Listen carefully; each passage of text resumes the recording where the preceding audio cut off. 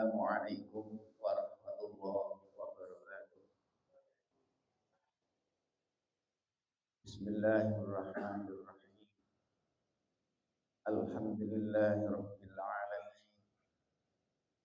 Wassalatu wassalamu ala asyrafil mursalin. Habibina wa syafi'ina Muhammadin wa ala alihi wa ashabihi wa man tabi'ahu ila yaumil amma ba'd. Pertama, sareng-sareng monggo puji syukur wonten ngersanipun Allah Subhanahu wa taala atas berbagai nikmat ingkang sampun dipun paringaken Allah dumateng kula panjenengan sedaya. Allah anggenipun dawuh la in syakartum la azidannakum. Apabila kalian semua mensyukuri nikmatku, la azidannakum, sungguh pasti akan aku tambahi nikmat yang aku berikan. Kemudian yang penting kita memahami syukur. Apa syukur itu artinya? Wonten ing ayat sanes Allah dawuh inna hadaina sabil. Aku tunjukkan jalan yang menuju aku. Imma syakiran wa imma kafuran. Ada yang bersyukur menerima petunjuk-petunjuk itu. Jalan yang aku berikan itu ada yang diterima dengan penuh syukur. Wa imma kafuran, ada kalanya yang kufur. Dari ayat ini bisa kita pahami bahwa yang namanya syukur itu adalah meningkatkan ketakwaan kita kepada Allah Subhanahu wa taala. Kenapa? Syukur itu meningkatkan ketakwaan kita kepada Allah Subhanahu wa taala. Ya karena kita sudah diberi banyak sekali nikmat-nikmat itu sehingga tidak pantas kalau kita tidak kemudian taat dan patuh kepada Allah Subhanahu wa taala. Niki wonten setunggalipun cerita Pak Bu nggih. Kita membahas syukur dulu. Wonten setunggalipun cerita, saya pernah didatangi teman-teman. Kaget saya. Tanya tidak, tapi justru menyampaikan pemikirannya. Dia bilang bahwa sekarang saya sudah tidak butuh doa lagi, tidak minta lagi kepada Allah. Saya cuma mantuk-mantuk begini, terus saya kan gitu. Dia bilang karena terlalu banyak nikmat yang sudah Allah berikan kepada kita, kenapa kita masih minta? Ya, kenapa kita masih minta? Bener no, betul niku. Luar biasa ya, luar biasa. Saya jawab sederhana. Oh iya, pemahamannya ternyata beda, aku harus sampaikan. Saya minta Allah itu karena saya menunjukkan syukur kita kepada Allah.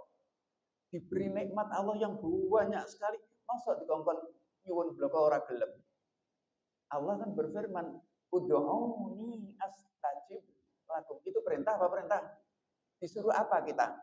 Disuruh minta kepada Allah. Lho wis tak wae sakmono iki kongkon njaluk ora gelem sombong temen aku kan begitu ya. Jadi kalau kita mau bersyukur itu luar biasa, luar biasa, luar biasa. Jadi mari syukur kita itu kita wujudkan dengan bentuk meningkatkan ketakwaan kita kepada Allah. Contohnya seperti apa? Banyak sekali.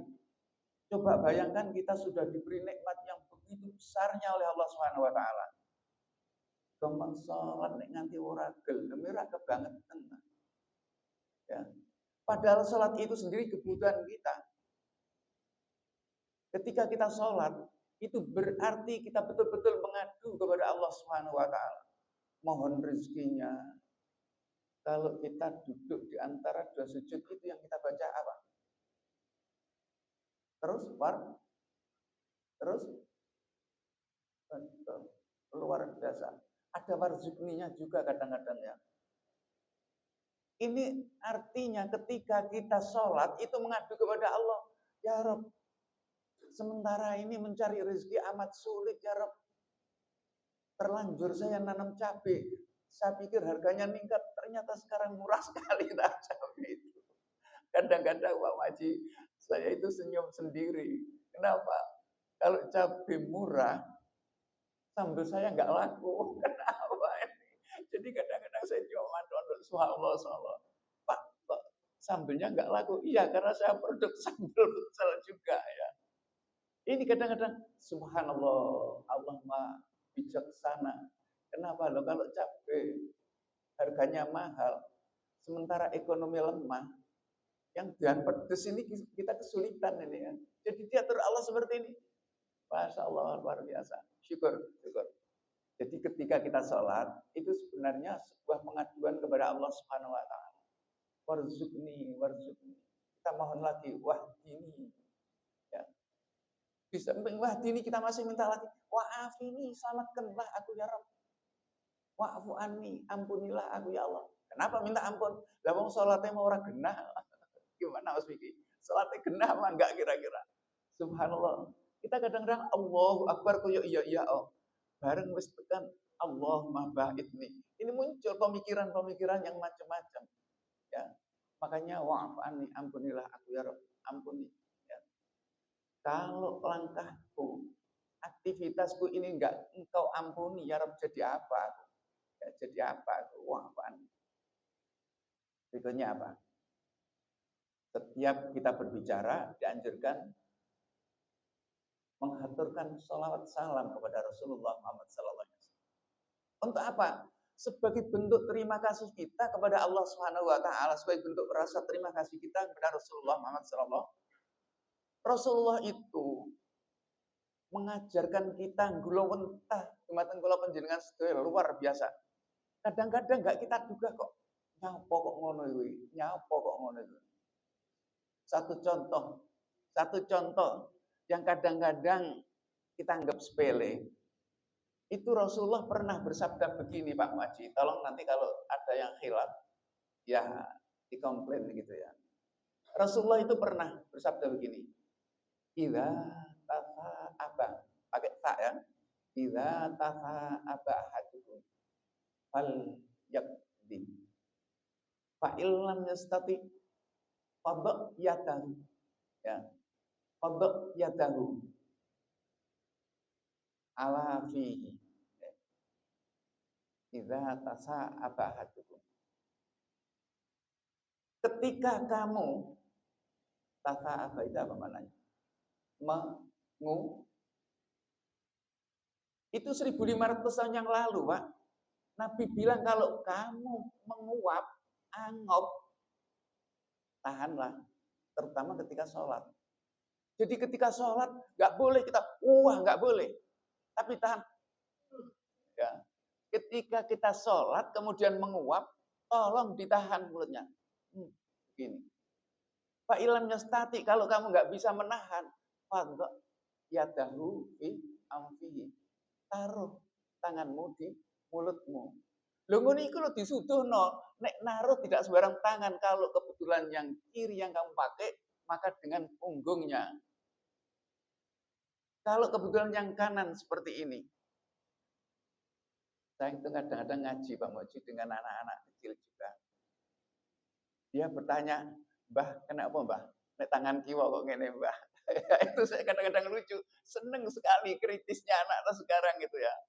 Jadi termasuk ini tadi yang azan masih anak-anak itu Pak Oji. Saya bangga sekali, kita punya kader berarti ya, Pak, punya kader. Anak-anak tanya, kenapa begini Mbah? Saya tanya, untuk apa biasanya ini? Ya untuk cabai Pak. Nah iya makanya jangan begini ya. Ini kan bekas ini tadi. Begini. Itu Rasulullah, maka kita harus syukur. Harus balas budi kepada Rasulullah dengan menghaturkan salawat salam. Kalau sudah mengaturkan salawat salam, jangan minta lagi. Minta apa? Misalnya, saya nggak nyebutkan. Allahumma sholli ala. Terusnya apa? Teruskan sendiri. Cukup Allahumma sholli ala Muhammad. Kalau mau tambah wa ali Muhammad. Kalau mau tambah lagi, kama shallaita ala Ibrahim wa ali Ibrahim. Ya. Kalau ingin yang pada Allahumma sholli ala Muhammad, Allahumma sholli alaihi wasallam. Cukup kita. Jangan wis maca salam ngon jaluk diimbui, aku tak maca selawat ben oleh ngene, ben oleh ngene. Iku jenenge rak jaluk imbuhan maneh. Ya, selawat salam. Jadi kalau kita tadi bersyukur kepada Allah, kemudian selawat salam kepada Rasulullah, itu bagian dari bakti kita kepada Rasulullah Muhammad Sallallahu Alaihi Wasallam. Hadirin, ada yang menarik. Rasulullah itu pernah mengingatkan kepada Sayyidatina Aisyah begini. Ya Aisyah, anzilin nas manazilahum. Dudukkan orang-orang itu pada tempatnya masing-masing. Artinya, ini sebuah etika akhlak yang luar biasa. Jadi, sing pantes kita tekek kene, sing pantes kita tekek kene. Ini Rasulullah itu memberikan contoh seperti itu. Ya, artinya jangan kemudian ini contoh kalau kita sedang sholat, Pak ya, sedang jamaah sholat, itu usahakan yang mendampingi imam itu betul-betul liyalini ulul akhlak wan nuha, yang mempunyai kelebihan, ya mempunyai kelebihan. Kelebihan apa ya? Ilmunya barang lebih. Kenapa Rasulullah memberikan contoh seperti itu? Dikhawatirkan imam lali sing nok guru ini orang ngerti. Lah ini celaka kan? Lu nek salat rawatib itu enggak begitu fatal. Lu bareng salat Jumat mau keliru rak bingung balik mana tekan khutbah. Ya. Jadi kadang-kadang subhanallah, subhanallah, Rasulullah itu begitu hebatnya. Ini memberikan contoh yang luar biasa. Nah, yang saya nggak bisa menerapkan itu, Pak Kiai Maji. Rasulullah itu pernah bersabda juga kepada Sayyidatina Aisyah. Khatibin nas ala qadri uquli. Berbicaralah dengan jamaah itu ala qadri uquli, sesuai ukuran akal mereka. Lah ya repot ini. Wong ana sing sarjana, ana sing SD, ana sing SMP, ana sing SMA iku oleh ngomong terus piye terusan ya. Makanya nanti kalau misalnya pembicaraan saya itu sedikit, itu kan anak SD itu. Ya ini harus difahami. Iya mergo jamaah ana sing SD ya. Kalau kebetulan sedikit agak tinggi, iya mergo sing dihadapi ana sing SMA ya. Kalau seperti itu, maka kita tidak ada yang merasa oh kok ngomongin padahal ngomongin cah cilik. Memang sengaja. Kitab yang saya bawa ini kebetulan berkaitan dengan menyongsong Dzulhijjah. Kewistaan Dzulhijjah ini saya membawa kitab. Kitab ini yang kuno. Dan kalau dibaca, saya kadang-kadang saya sendiri bilang begini, wah ini diwaca orang karuan kabeh. Saya baca ini Durratun Nasihin, ya, Durratun Nasihin yang saya baca. Kenapa Pak Nur dibilang kitab nama kitabnya? Iya, ini artinya yang saya sampaikan ini bukan atas keinginan saya, tapi saya karena membaca kitab. Sepakat Pak Geng? Jadi nanti kalau ada Korean yang itulah pelajaran anak kecil, iya mergo jamaah iki ana sing anak kecil. Maaf Pak ya, yang kebetulan sarjana jangan merasa direndahkan, tidak. Saya tidak bermaksud itu. Hadirin rahimakumullah. Kalau kita bicara masalah Dzulhijjah itu luar biasa. Makasih. Dalam kitab yang saya sampaikan tadi, yang saya sebut tadi, kitab Durratun Nasihin, itu di sini membuat bab yang luar biasa. Fi fadilati asyri Dzulhijjah, yang menceritakan keistimewaan 10 hari dalam bulan Dzulhijjah. Loh, bab itu loh diawali dari surah Al-Fajri. Itu luar biasa. Apa hubungannya? Ya, di sini saya baca ayat yang dipakai landasan siapa itu. Ini namanya Utsman bin Hasan bin Ahmad Asy-Syakir Al-Hubawi, itu yang mengarang kitab ini. Ini mengawali Koreanya itu dengan sebuah surah Al-Quran dalam surah Al-Fajr. Saya baca dulu ayatnya. A'udzubillahi minasyaitonirrajim. Bismillahirrahmanirrahim. Saya tadi mendengar Mas Vicky Fatihahnya juga pakai bismillah. Dan saya salut sekali. Kenapa salut? Macane wis ada yang diikuti. Jadi kalau pakai bismillah itu siratal ladzina an'amta 'alaihim ghairil maghdubi 'alaihim waladdallin. Pas 7 ayat. Ya. Jadi itu mazhabnya Imam Syafi'i. Derek qiraah Imam Hafaz. Ngono kuwi. Jadi terus siratal ladzina an'amta 'alaihim ghairil maghdubi 'alaihim waladdallin. Amin. Paling ngerti Mas Vicky. Belajar nok ndi. Ya. Kalau tidak pakai bismillah, bismillahnya disirikan atau tidak pakai bismillah, maka siratal ladzina an'amta 'alaihim ghairil maghdubi 'alaihim waladdallin.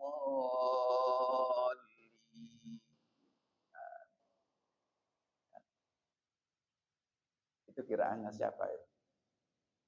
Waris ya. Kalau Imam Rawas tidak pakai bismillah atau disirikan. Tapi nek maca suratal ladzina an'amta 'alaihim ghairil maghdubi. Nah, kadang-kadang bismillah kok mandek teng ngriku. Ini saya punya teman. Saya bilang, ngene lho, nek qiraah waras iku bener siratal ladzina an'amta 'alaihim. Kula mboten kuat. Ya wis nek ora kuat kenapa ya enggak begitu panjang jadi tidak berhenti pada siratal ladzina an'amta 'alaihim. Apa tidak bisa melanjutkan siratal ladzina an'amta 'alaihim? Sekedar mengomentari Mas Vicky, saya salut sekali. Kita punya kader, Pak ya. Di sini nanti ada wakilnya. Misalnya kalau Jumat, Pak, kok hujan, saya nggak buru-buru datang, harus ada wakilnya kan gitu. Dari wal fajri. Wal fajr. Walayalin nashr. Wasyaf'i wal watr. Luar biasa. Wal fajri walayalin nashri wasyaf'i wal watr. Saya ulang. Wal fajri walayalin nashri wasyaf'i wal watr. Terus wa fi dzalika qasamul lidhi wal laili idza yasr. Al fi dzalika qasamul lidhi hijr. Yang pertama itu wal fajri. Aqsamallahu bil fajri. Allah bersumpah dengan satu waktu yang sangat istimewa, yaitu fajar. Apa istimewanya salat fajar? Apa istimewanya salat subuh? Ternyata salat subuh, waktu subuh itu waktu yang luar biasa.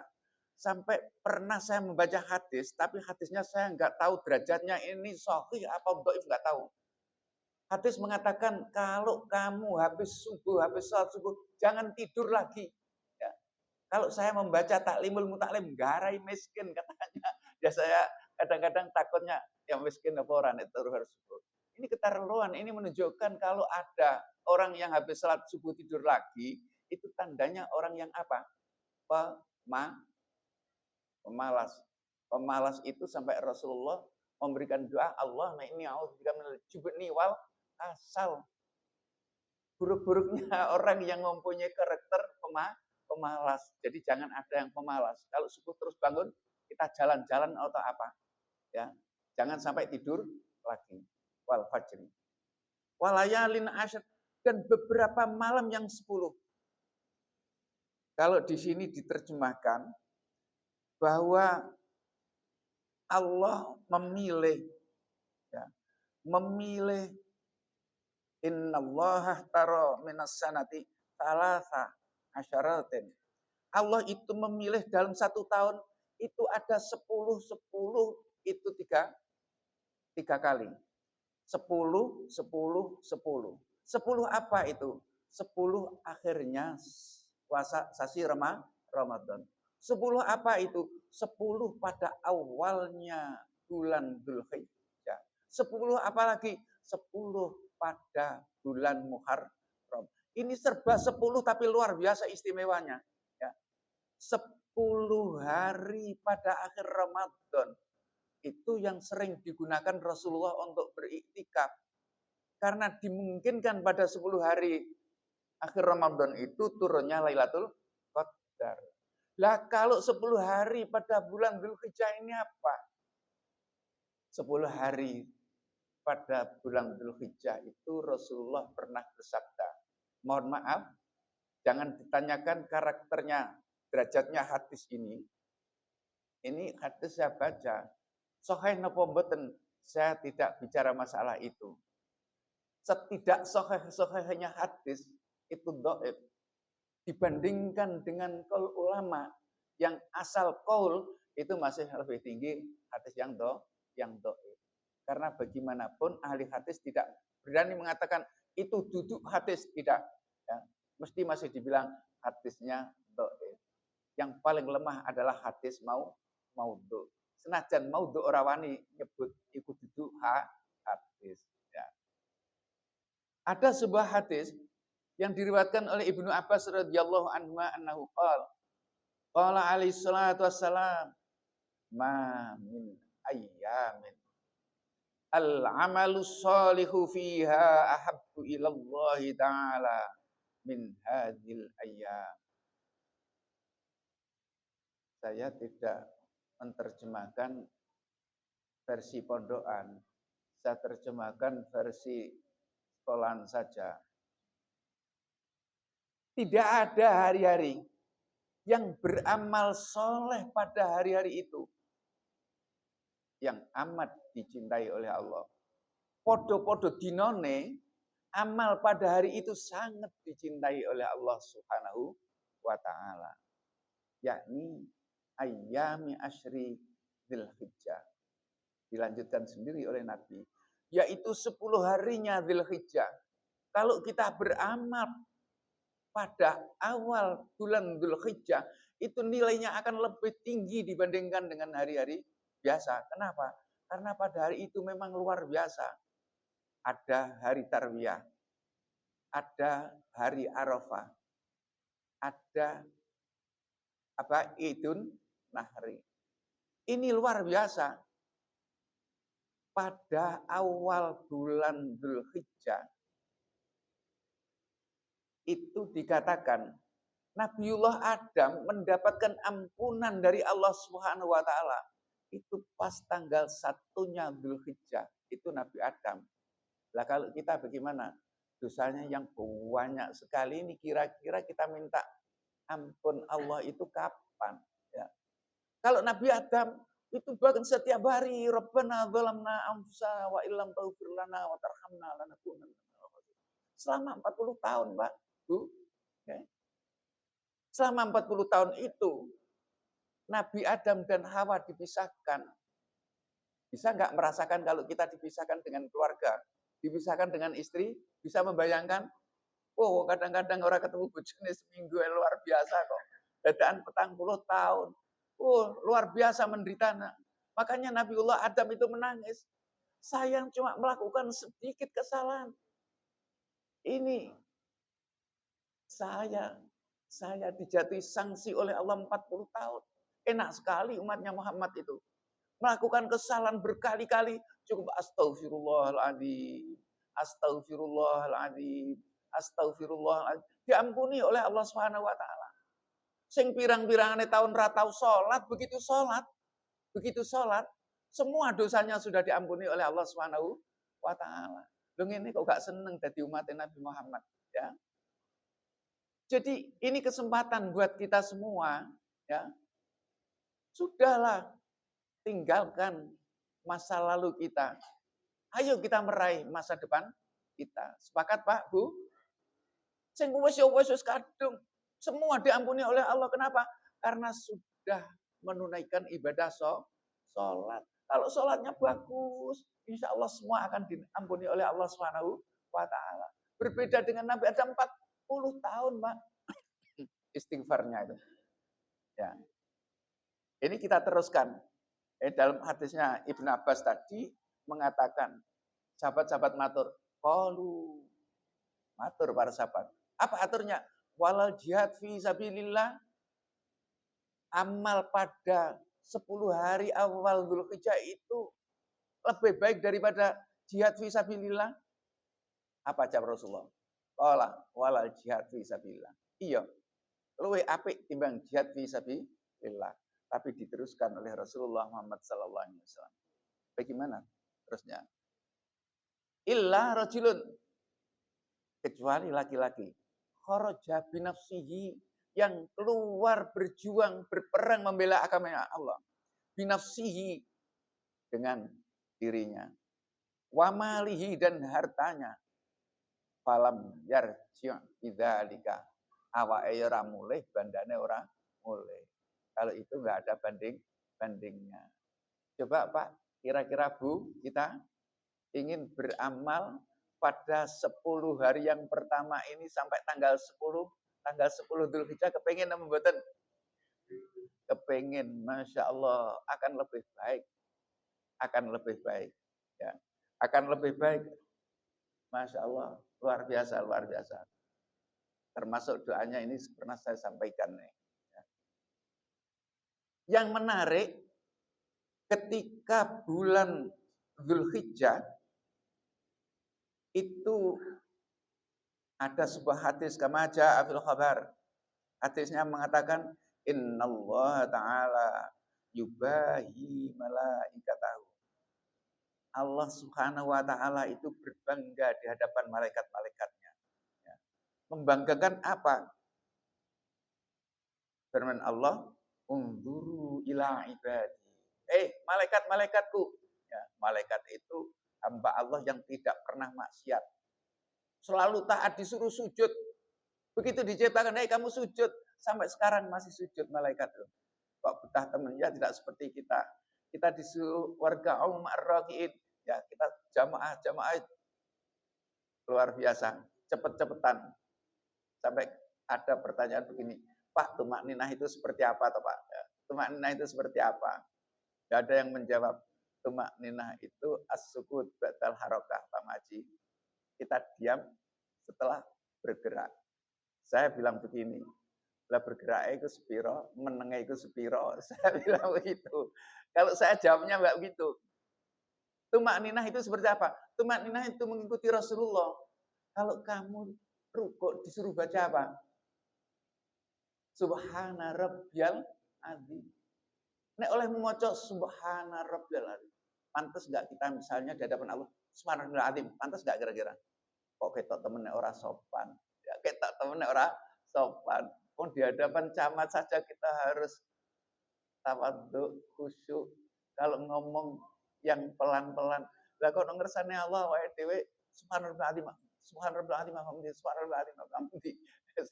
Masya Allah, itu luar biasa. Itu pengertian tumanina. Bas. Nah ini bicara malaikat. Kalau malaikat itu seperti itu. Kalau kita ya salatnya ya culat-culit itu. Sampai Imam Ghazali itu mengatakan, wong salat kok koyok gagak nutul Ka'bah. Karena apa? Muka culit. Pernah salat gitu enggak Pak kira-kira Pak? Ya, alhamdulillah kira-kira santrinya Pak Maji kalau semono salatnya rontok lumayan. Unzuru ila ibadi haitsu ja'u min kulli fajjin ami. Malaikat delengen niku kawula-kawulaku. Wabeh datang min kulli fajjin ami, dari penjuru yang sangat jauh. Sangat jauh. Semua datang ke Baitullah sana. Ini kelebihannya apa itu Dzulhijjah itu diantara ini. Ya. Ini boleh dilakukan orang yang umroh dengan orang yang haji. Orang yang haji itu mesti umroh, kalau orang umroh belum tentu kalau haji. Jadi ini kelebihannya apa? Bulan Dzulhijjah. Tidak boleh haji di luar bulan haji. Lho haji ke ulan Safar, enggak haji kuwi jenenge wis barbaran. Makanya kelebihannya Dzulhijjah itu di sini 1 bulan yang hanya bulan Dzulhijjah yang boleh digunakan untuk ibadah haji. Ja'u min kulli fajjin amik. Datangnya Sya'ban. Luar biasa. Lebaran, usut rambutnya, ya, luar biasa saking jauhnya. Liyashhadu manafi'alahu. Tujuannya mereka ingin melihat keagungan dan kemuliaan Allah Subhanahu wa taala. Kalau kita datang ke sana, Pak ya, datang, ini ada aturannya. Ya. Misalnya kalau kita mau haji, mau umroh, ya, kalau mau haji, mau umroh, mau tawaf, ya kalau umroh itu mesti tawaf, Pak. Itu harus melalui tempat yang ditentukan. Jadi waktu naik haji itu ada yang disebut waktunya, ada yang disebut tempatnya di mana kita mulai. Ya, dari tempat yang sangat jauh sekali. Pun dari sini kita tahu bahwa oh nek ngono, Dzulhijjah itu bulan yang lebih istimewa. Nah, yang menarik lagi,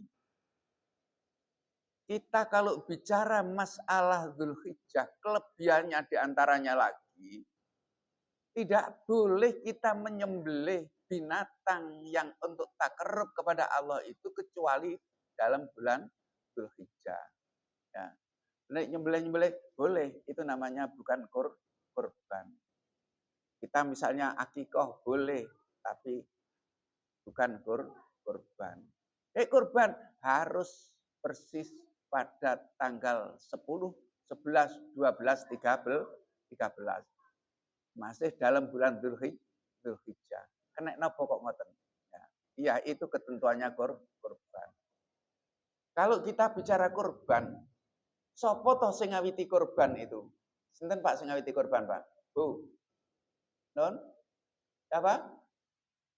Ibrahim. Kinten sinten Pak Makji? Oh kok Kopil. Alhamdulillah. Sinten sing menjawab kopil tadi. Oh, alhamdulillah. Alhamdulillah. Jadi kurban itu bukan dimulai dari Ibrahim, tapi dari siapa? Qabil Habil. Ini meyakinkan kita bahwa agama yang dibawa oleh para nabi itu adalah agama Islam. Ini terus beruntut sampai saat terusnya, sampai terusnya Nabiullah Ibrahim alaihissalam dengan berbagai cerita, ya, dengan berbagai cerita. Kalau Qabil Habil itu dalam Al-Quran surah Al-Ma'idah, ayatnya kalau tidak salah 27 atau berapa, ya, 27 insya Allah. Di sana diterangkan a'udzubillahi minasyaitonirrajim. Ini termasuk Pak Maji, kelemahannya santri dulu itu kadang-kadang apal ayatnya tapi ayat yang keberatan Pak itu enggak apal, ya. Ya, insya Allah ayat 27. A'udzubillahi minasyaitonirrajim. Watslu alaihim naba abnai adama bil haqq إذ قربا قربانا فتقبل من أحدهما ولم يتقبل من الآخر. Al-ayah. Kan kari kemauan batin kula terusaken. Niku ceritane wekdal semanten. Wekdal semanten niku putrane Nabiullah Adam. Sudah ada syariat, Pak. Peraturan sudah ada, undang-undang sudah ada. Ini berselisih, bertengkar antara Qabil kalian Habil. Lho Nabi Adam ngaten niku lho mboten wani mutusi. Nggih. Mboten wani mutusi. Coba takon nang Allah, takon rupa nang Allah. Berkorbanlah apa yang kamu punya itu kamu haturkan kepada Allah Subhanahu wa taala. Carane beda, Pak. Nek zaman semanten niku didelen nang pucuke gunung sing diterima berarti hilang lenyap di bawah angin atau terbakar. Lah, sing jenenge Qabil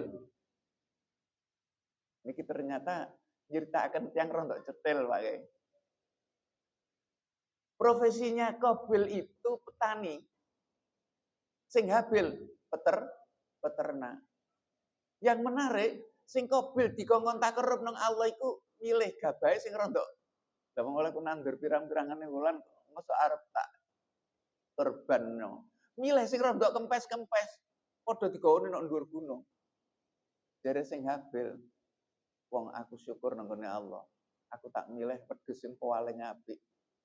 Padha didelen nang dhuwur gunung. Bareng didelen nang dhuwur gunung, dan wedhuse Habil ilang ya. Sing parine sinten niku Qabil murat marit. Ini menunjukkan kalau napa korbane Habil diterima, Qabil ora diterima.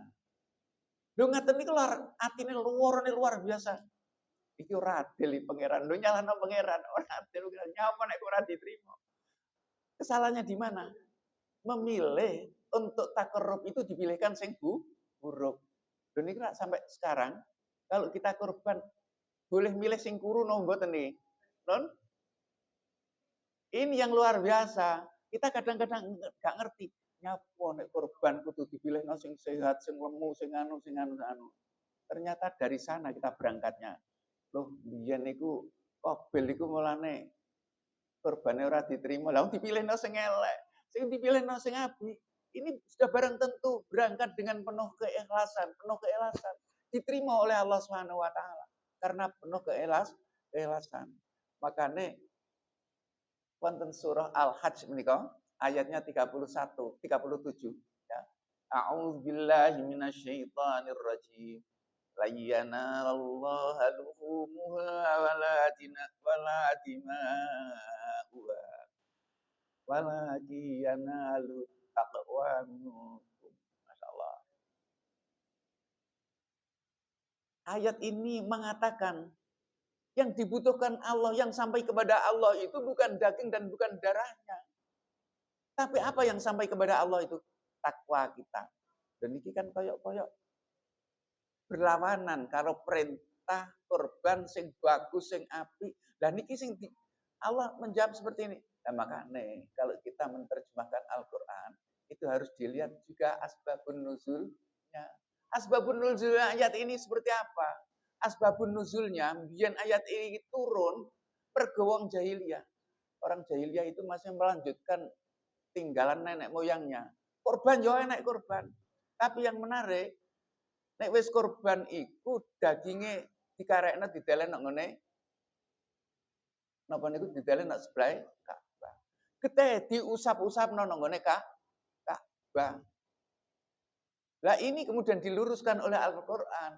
Layyana lallaha luhumuha wala dima'uha. Karemu dek kok sera-sera darah iki apa Gusti Allah butuh piye wong piye.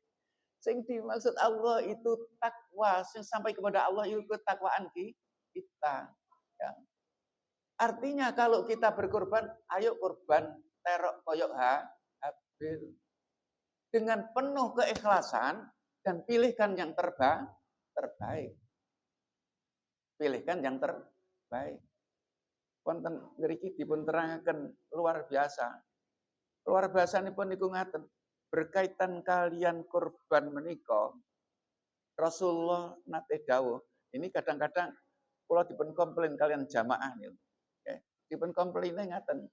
Mergi menerjemahkan yauma nahsyurul muttaqina ilar rahmani wafda. Qadhi Baidawi menerjemahkan wafda itu air rubbanan. Semua nanti dikumpulkan oleh Allah, dibangkitkan dari kuburnya, itu semua seraya naik kendaraan. Semua naik kendaraan. Dan apa kendaraan ini? Walidah qala alaihi salatu wassalam, karena nanti kalau kita bangkit dari kuburan, itu semua dibangkitkan seraya menuju surga itu sambil naik kendaraan. Rasulullah mengatakan, azimu dohayakum fa innaha 'alas sirati matayakum. Kowe kabeh anu nek udhiyah, nek kurban mbok ndoleka sing gedhe ngono lho ya. Mergo iku besok bakal mbok tumpaki nuju swarga nglewati siratal mustaqim. Wonten ngriki dipun terangaken ngaten.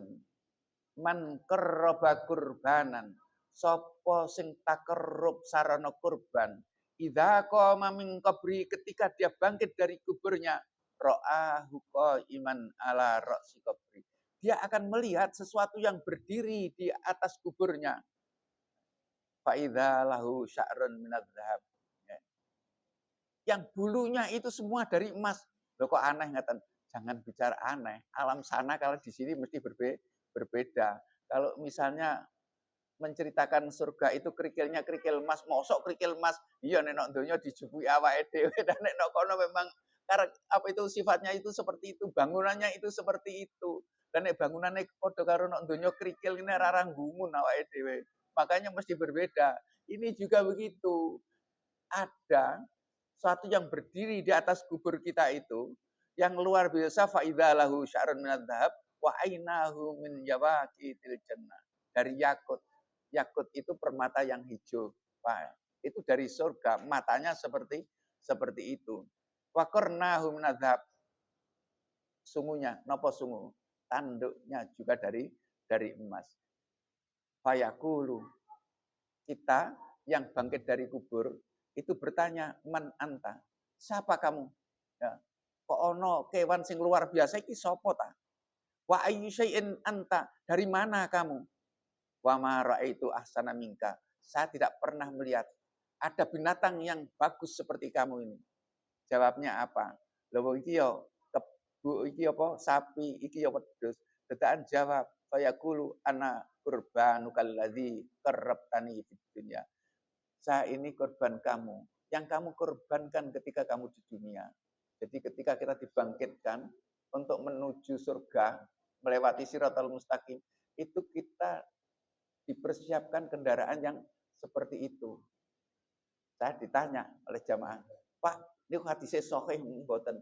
Lagi-lagi saya jawab, saya nggak tahu derajatnya hadis ini sahih atau tidak. Kalau alasannya itu cuma kok berlebihan, itu ya memang sepertinya berlebihan. Tapi kita tidak bisa membantah karena berlebihannya itu saja. Kenapa kok ngaten? Lah wong swarga itu luasnya ardua ke ardis samawati wal ard itu sudah tidak masuk akal kok. Gak masuk akal piye? Swarga iki lho ambane bumi lan langit. Lah terus dikek endi? Lah ya iku ora ono kene. Yen nalika awake dhewe ono madarane ibu diomongi besok kursine Pak Muaji ku padha mbarek telung donya siapa yang ngandel. Mamanya donyane kur sak weteng. Bareng wis dilairno nang donya semua menangis bayi-bayi itu. Wah, tiba itu menanan megilan. Megilan itu bahasa Paciran Pak Muaji. Ya. Saya ini kalau ketemu siapa itu Pak Mukhlis itu mesti megilan Pak Nur. Iya itu bahasa di daerah sana. Ya. Dan ini yang menarik. Artinya luar biasa bahwa apa yang kita infakkan itu sebenarnya tidak akan ada yang sia-sia. Pasti Allah siapkan untuk kepentingan kita di akhirat.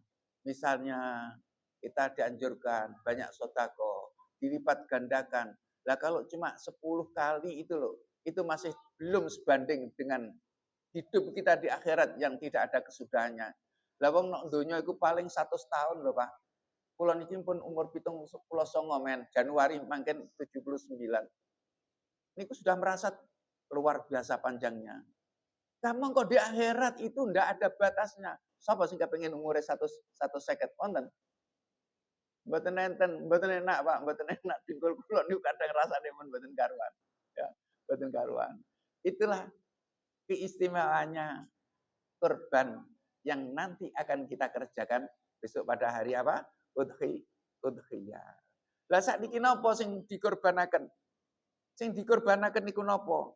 Sing dikorbanaken boleh kambing dan boleh sapi, boleh unta. Kalau kambing untuk 1 orang. Kalau sapi untuk 7 orang. Kalau unta untuk 7 orang. Bahkan Rasulullah pernah mengatakan untuk 10 orang. Hukume napa hukume? Sahabat itu tidak pernah, Pak, tanya hukume nopo, tidak pernah. Kalau Rasulullah perintah, nadanya seperti mengancam, maka tidak ada sahabat yang tidak melakukan. Contohnya ngaten. An Abi Hurairah radhiyallahu anhu qala Rasulullah sallallahu alaihi wasallam, "Man kana lahu sa'atun wa lam yudhi fala yaqrabanna musallana." Lagi-lagi saya terjemahkan bahasa kampus kemawon ya. Barang siapa yang punya kelonggaran, sa'ah itu kelonggaran. Ya. Barang siapa yang mempunyai kelonggaran, walam yudhohi dan tidak mau berkorban, tidak mau menyembelih untuk berkorban, fala yakrabanna musallana. Jangan sekali-kali mendekati musallaku. Ini loh Imam Abu Hanifah, Imam Hanafi, Imam Abu Hanifah, Imam Ahmad itu mengatakan korban itu hukumnya wajib. Beda dengan Imam Syafi'i. Imam Syafi'i mengatakan bukan wajib tapi sunnah muakkadah. Kok sunnah muakkadah? Iya, mergo Nabi iku nate dawuh. Tapi jangan lupa ojo banjur disepelekno, jangan. Siapa yang tidak senang?